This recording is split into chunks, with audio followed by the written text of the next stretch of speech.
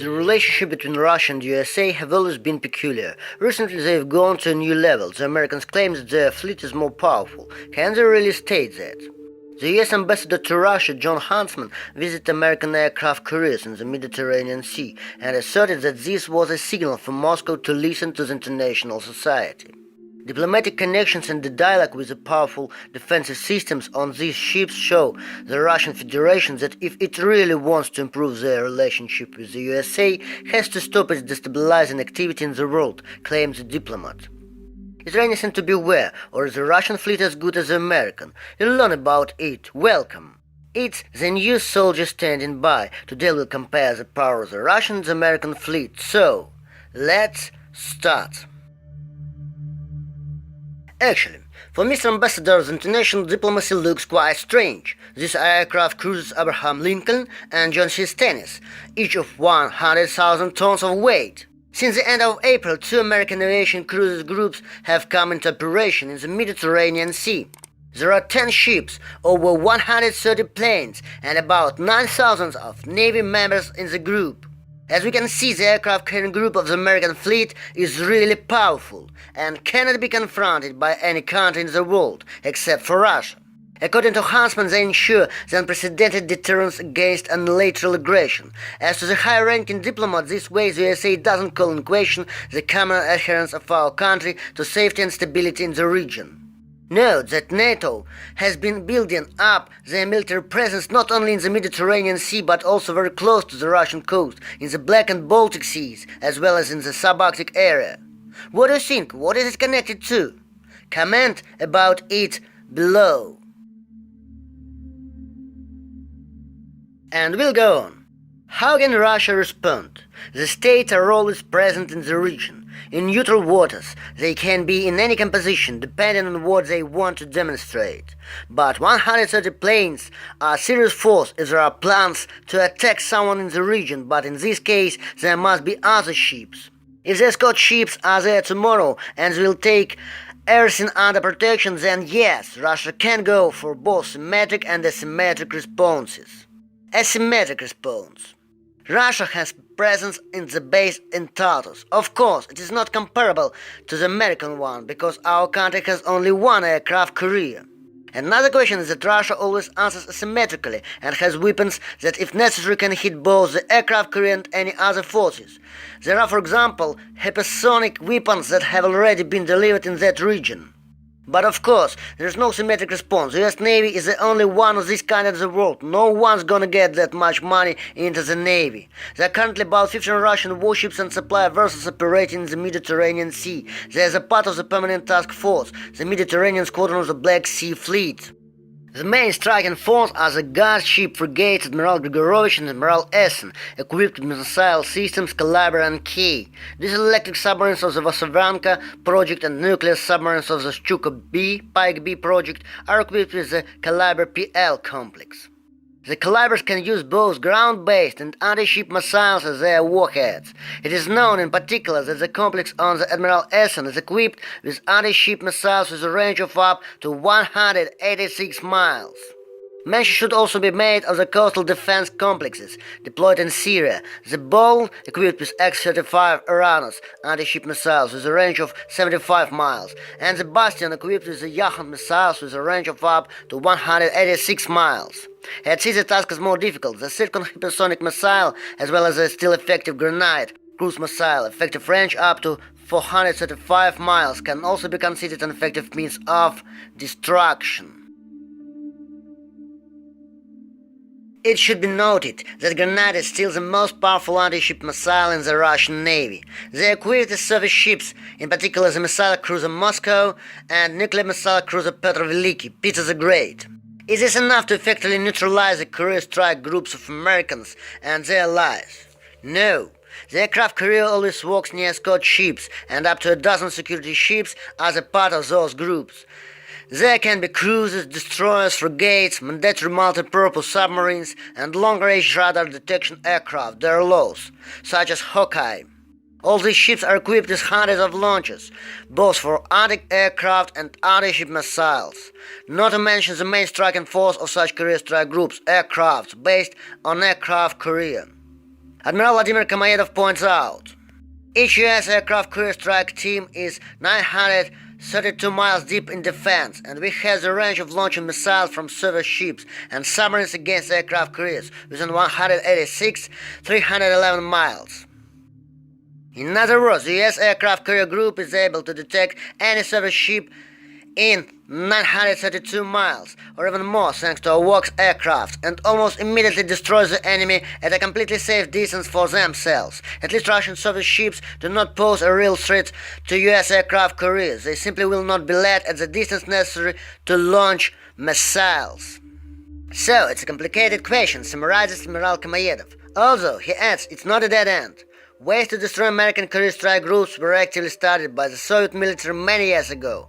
In due time, the whole sea operations on destruction of carrier strike groups were planned. There was a huge gun group, especially in the Atlantic.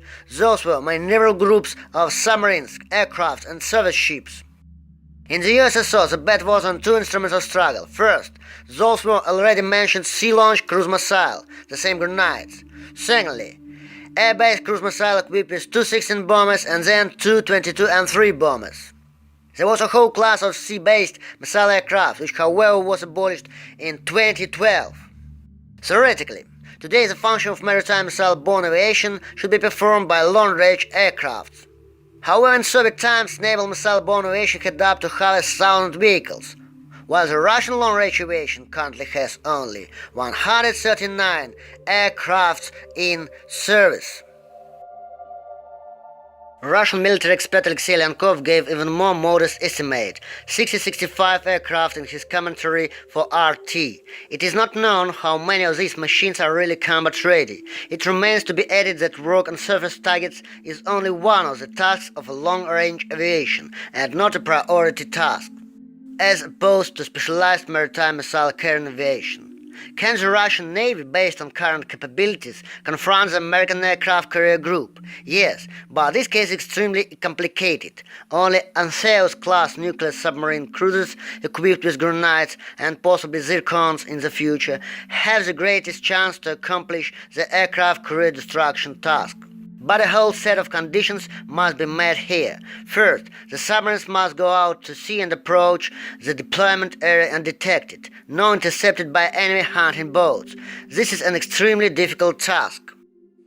Second, there must be enough submarines to provide the necessary number of missiles in the salvo. Third, these submarine cruisers need to approach the target at a salvo distance of about 435 miles. And finally, the most important thing is to have accurate information about the location of targets at the time of missile launch. In other words, attack submarines need to have external target designation, otherwise the missiles will pass by the target. Now, there's a gap in this crucial area. However, it seems that in recent years the most important drawback of our Navy, the lack of target designation systems, has begun to improve. For that purpose, in the summer of 2017, Kamov began creating a sea-based unmanned helicopter based on the Ka-27. A year earlier, another model had begun to be used, the Ka-35 ground-based radar reconnaissance helicopter.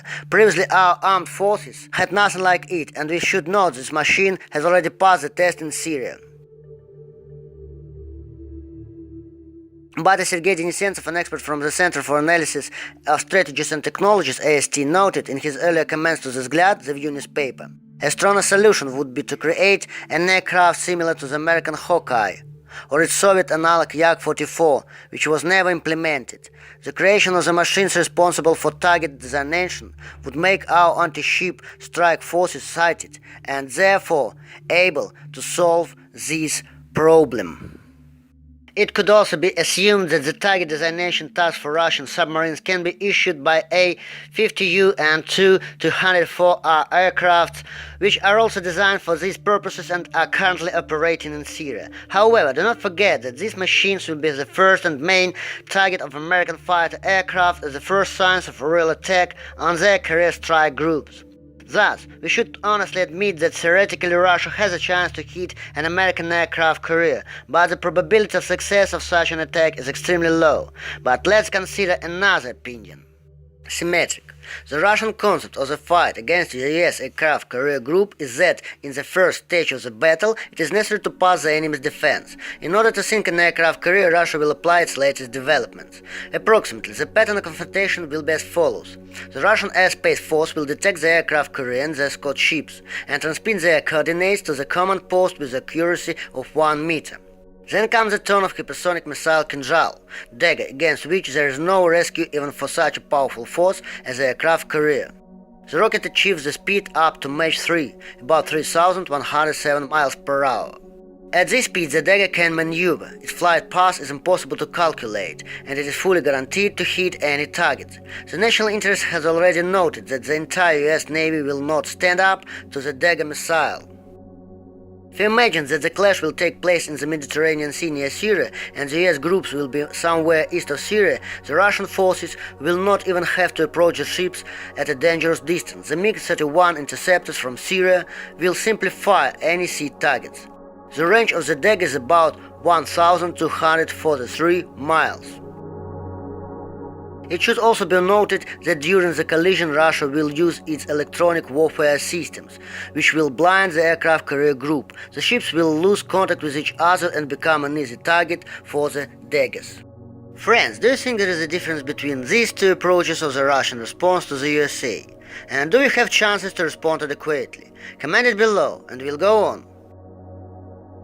2 years ago, the American analytical magazine National Interest published an article with a self-explanatory title, 5 Reasons Why Neither Russia nor China Can Never Sink an American Aircraft Carrier. In this article the author examines these very reasons in detail. All of them, by the way, are quite unpretentious. 1. American aircraft carrier is big and fast. 2. It has a lot of weapons. 3. It's well protected. 4. He acts with care. And finally the 5th, United States military technology is the best in the world.